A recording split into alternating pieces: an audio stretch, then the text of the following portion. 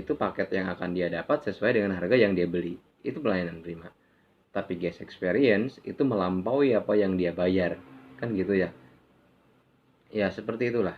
Jadi harus di garis bawahi bahwa dunia apapun itu butuh perubahan.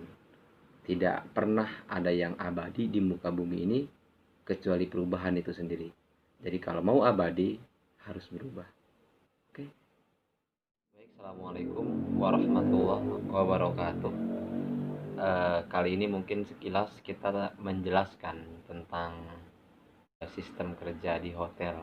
Mungkin dari teman-teman sudah ada beberapa yang bertanya, kenapa sih channel yang dibuat berkaitan dengan hospitality terus gitu?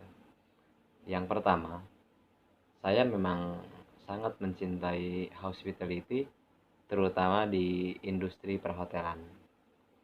Kenapa? Karena menurut saya hotel atau pariwisata atau keramah tamahan itu teramat penting dalam kehidupan kita sehari-hari.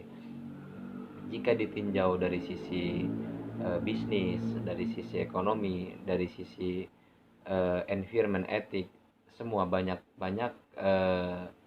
sesuatu hal dalam kehidupan sehari-hari itu ada di hotel gitu. Tentang keramah tamahan, siapa yang tidak suka dengan penyambutan begitu hangat, begitu ramah, banyak relasi, dan lebih dari itu hotel itu membuat atmosfer antara orang baru gitu bertemu dengan orang yang berbagai macam karakter, level, bahkan dari sisi ya popularitas, finansial, semua orang pasti akan berjumpa di hotel apapun itu. Ibarat kata, pernah satu ketika mendengar bahwa di dunia hotel itu seperti di pasar, orang yang datang ke hotel dia pasti orang yang bawa uang. Yang pertama itu, dia pasti menginginkan sesuatu yang lebih. Terus banyak hal, hotel itu sangat unik, sangat dinamis, dan memang keunikan dan kedinamisan itulah yang akhirnya membuat saya ya begitu mencintai hotel gitu.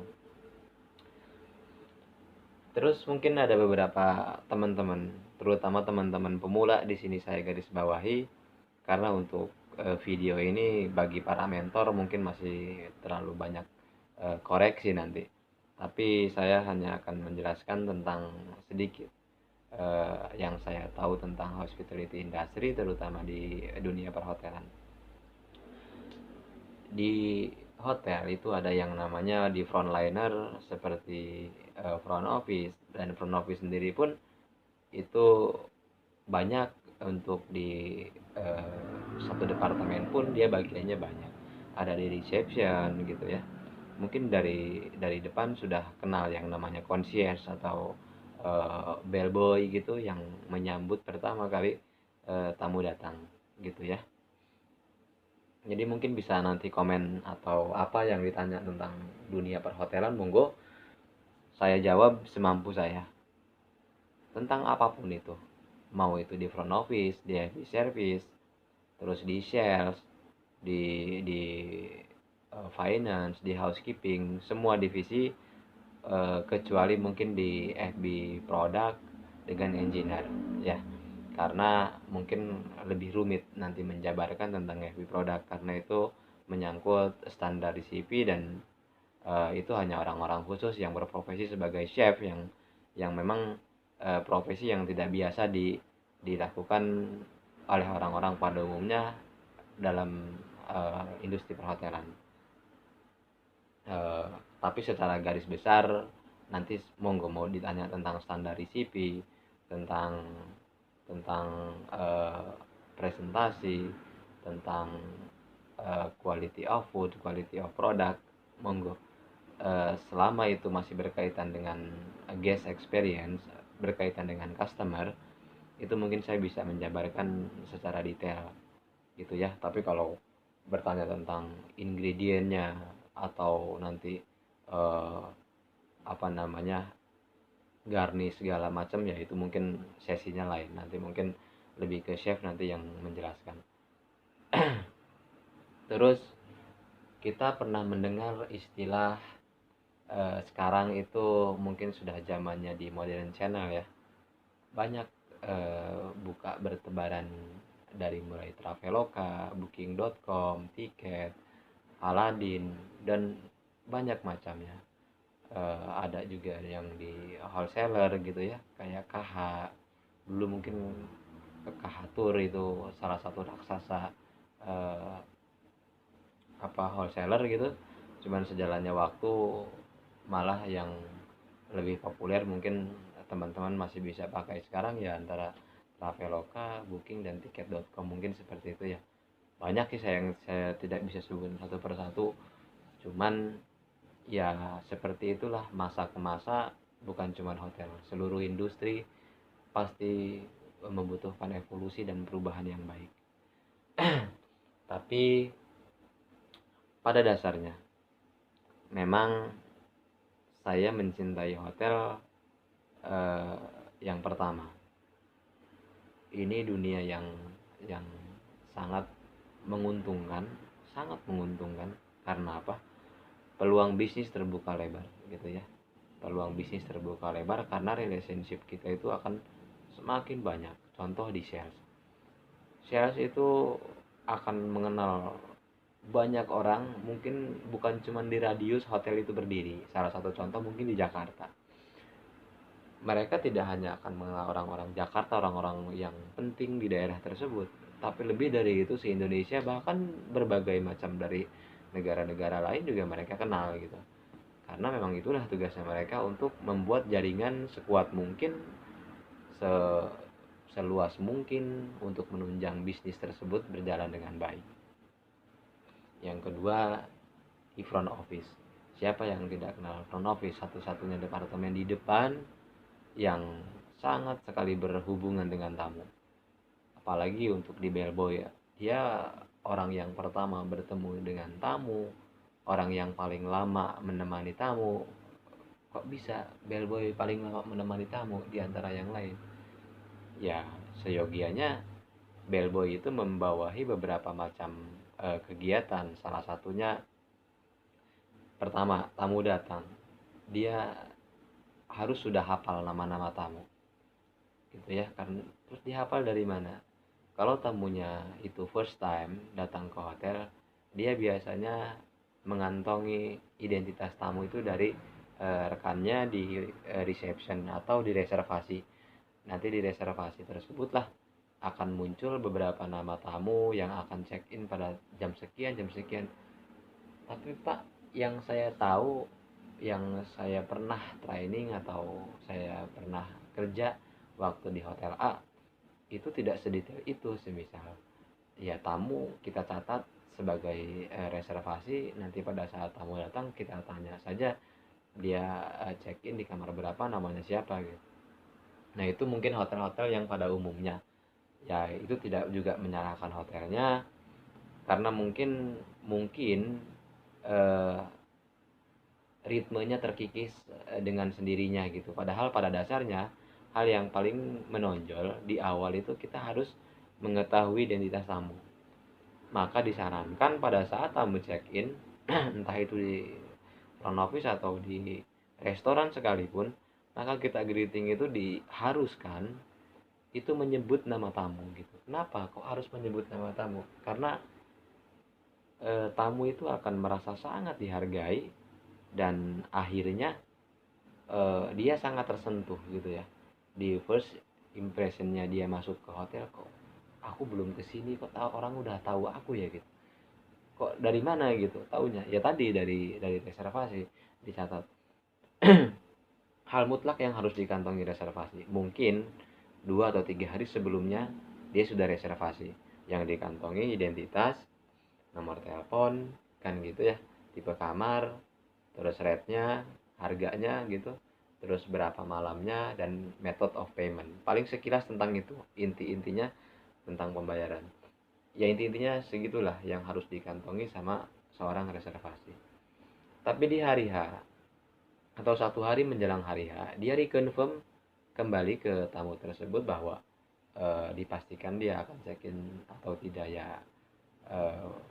kemungkinan besar ya check in anggap seperti itu. Dan biasanya juga seorang reservasi itu akan menanyakan apa namanya strong request atau apa saja yang akan diminta sama tamu, atau special request lah gitu ya, entah itu view, entah itu dari apa namanya radius jalan atau apalah.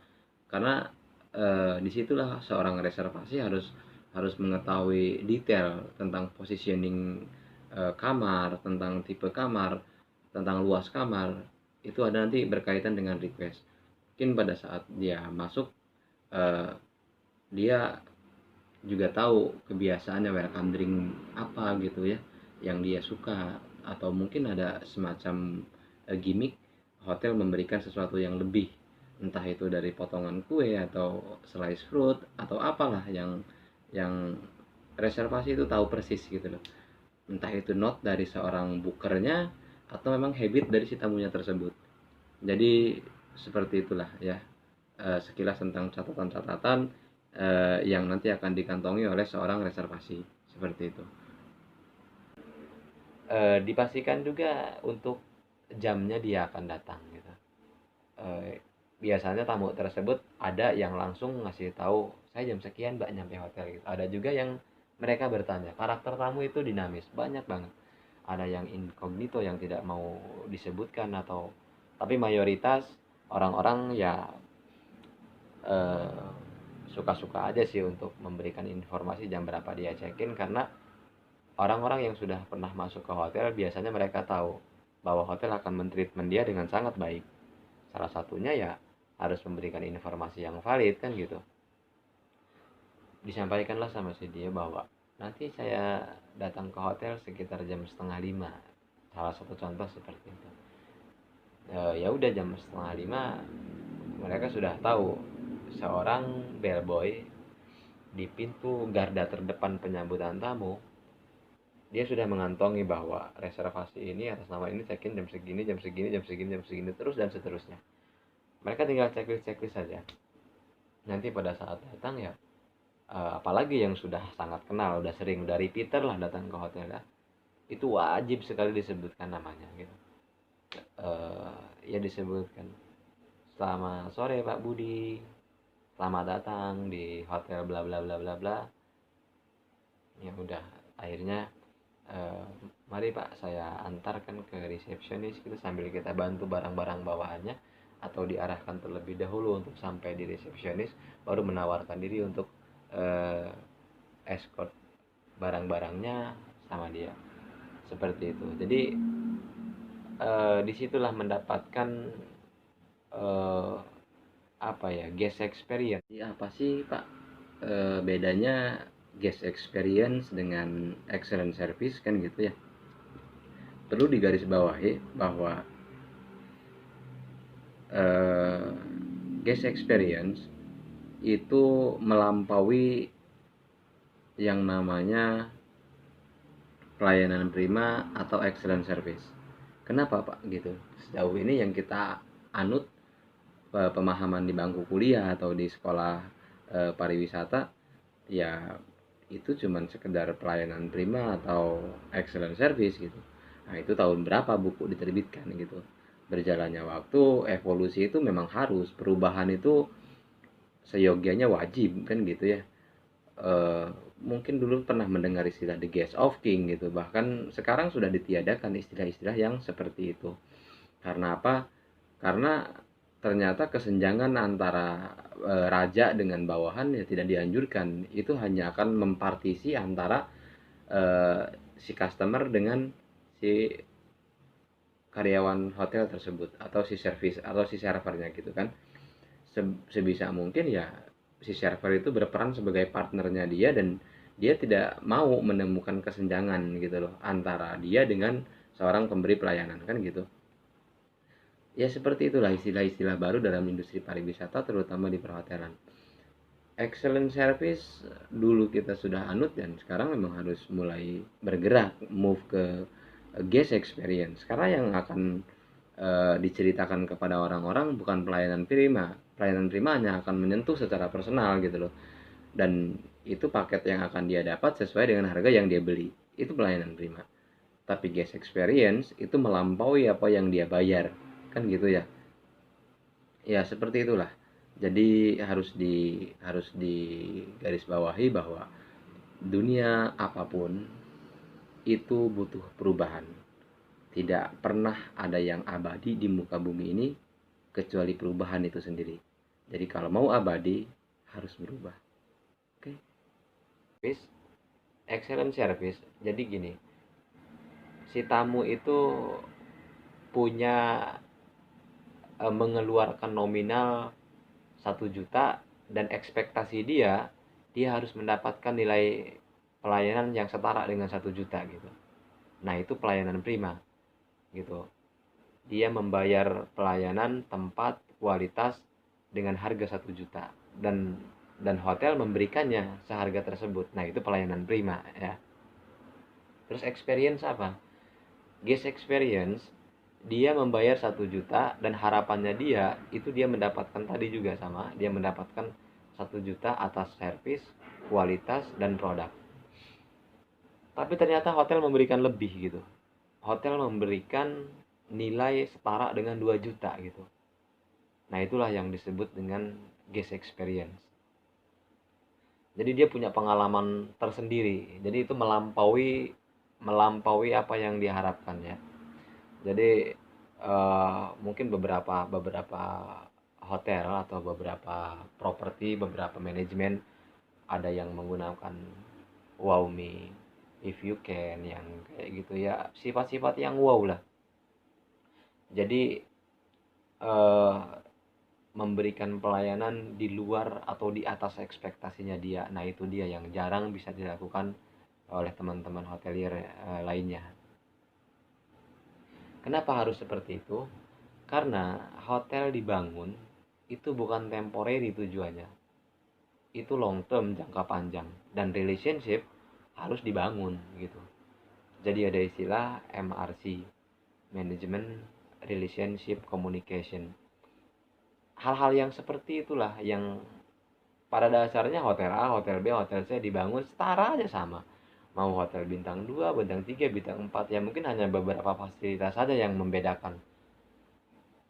Bintang 3 lebih bagus fasilitasnya dari bintang 2. 4 lebih bagus daripada bintang 3. Bintang 5 ya lebih bagus daripada bintang 4. Seperti itu aja grade-grade-nya apabila tentang hotel. Tapi pada dasarnya produknya sama, itu aja kan gitu. Apa yang membedakan di mereka yang tidak ada di hotel yang lain? Ya, service itu sendiri kan gitu. Karena itu produk yang tidak bisa dibuat dan memang tidak ada harganya gitu. Tapi berpengaruh besar terhadap prospek kedepannya, tamu itu akan menjadi repeater atau enggak memang dia akan menjadi komplain berat dan terakhir kali mungkin menginjakkan kaki di hotel tempat Anda bekerja. Banyak aspek yang harus dikuasai oleh orang-orang frontliner di hotel yang dia bisa dijadikan sebagai icon di hotel tersebut bahwa dia akan merasa kembali lagi ke sana, kembali lagi ke sana gitu kan. Banyak aspeknya. Dari sisi humanity-nya kan, misalkan dia berhubungan langsung gitu. Atau mungkin dia juga punya ide-ide brilian yang dimana dia gak henti-hentinya untuk blast tuh apapun itu dia pantau. Banyak aspek. Dia pegang email, dia pegang mobile phone, terus ada mungkin beberapa hotel juga sudah menerapkan IG-nya gitu. Jadi dimana pada saat hotel punya produk atau punya promo atau apapun itu bisa di-blast. Bahkan saya pernah di salah satu hotel Changi internasional, saya sempat menginap. Saya baru baru check out gitu dan beberapa beberapa saat kemudian itu ada SMS blast, ada WhatsApp dan ada email gitu. Yang mereka itu sangat sangat berharap dan merasa sangat eh, dihargai, apa ya, sangat excited atas kedatangan saya gitu. Dan itulah yang sedikit tindakan tapi berpengaruh besar gitu, dan saya akan mampir ke tempat itu lagi suatu saat kalau saya memang pas stay di kota tersebut gitu ya. Banyak hal, dan itulah yang memang harus dilakukan, bahwa pariwisata industri kedua penyumbang devisa negara terbesar di Indonesia. Berarti nggak main-main bahwa industri pariwisata atau hospitality industry tidak bisa dipandang sebelah mata kan gitu. Ya banyak aspek lah. Monggo, ini sekilas tentang tentang pengenalan hospitality industry. Nanti lebih detail di kolom komentar cara bagaimana eh, apply posisi yang bisa dipertimbangkan oleh seorang HR, bagaimana cara membuat CV yang baik gitu ya, bagaimana cara negosiasi paket pada saat interview, bagaimana cara ekstrim untuk menggrab revenue booster baik dari sisi modern channel ataupun offline-nya. Monggo ditulis saja di kolom komentar, nanti akan saya kupas tuntas di situ. Tapi saya punya catatan, eh, mungkin ada beberapa tindakan ekstrim yang tidak pernah diajarkan di sekolah manapun dan mungkin tidak pernah ditemukan juga di hotel manapun. Bagaimana caranya membuat gebrakan revenue bulk atau yang biasa disebut MICE, yang hampir jadi di hotel lain atau banyak monopoli gitu, dan itu bersifat secret.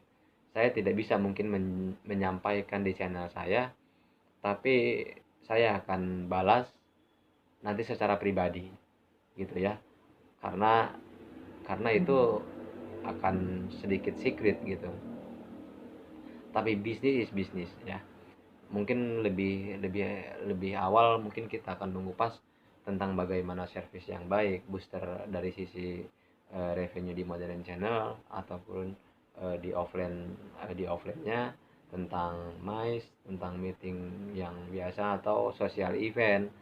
eh, apa aja social eventnya, create create menu, atau tentang SOP di FB, SOP di front office, strategi market, atau bahkan yang lebih tertarik di finance, tak kupas tuntas dari sisi P&L atau balance sheet, juga di income, di account receivable, general kasir, semua di receiving, di cost control.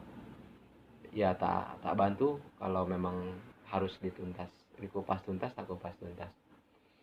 Nanti mungkin ada teman-teman yang lagi upgrade posisi, ada kendala di room costing, standar ICP, atau pengen tahu bagaimana pre-PNL di banket, atau mungkin tentang budgeting, monggo. Bagaimana cara membuat bisnis plan yang baik, disertai dengan barnya ya, di best available rate. Mau bikin bar 1 sampai bar 12, mayoritas kan teman-teman mungkin baru sampai di bar 6 atau bar 8. Sampai bar 18 tak buatin. Jadi monggo yang mau dibuatkan cara bagaimana membuat bisnis plan yang baik, budgeting yang baik, itu nanti akan saya kupas tuntas. Semua tentang hotel. Semua. Semua tentang hotel saya insya Allah nanti akan saya bantu jabarkan satu persatu. Ya mudah-mudahan channel ini bermanfaat ya, khususnya untuk saya pribadi dan umumnya untuk teman-teman sekalian. Itu saja, salam pembukaan untuk channel pertama tentang edukasi hotel. Billahi taufiq wal hidayah. Assalamualaikum warahmatullahi wabarakatuh. Salam hospitality.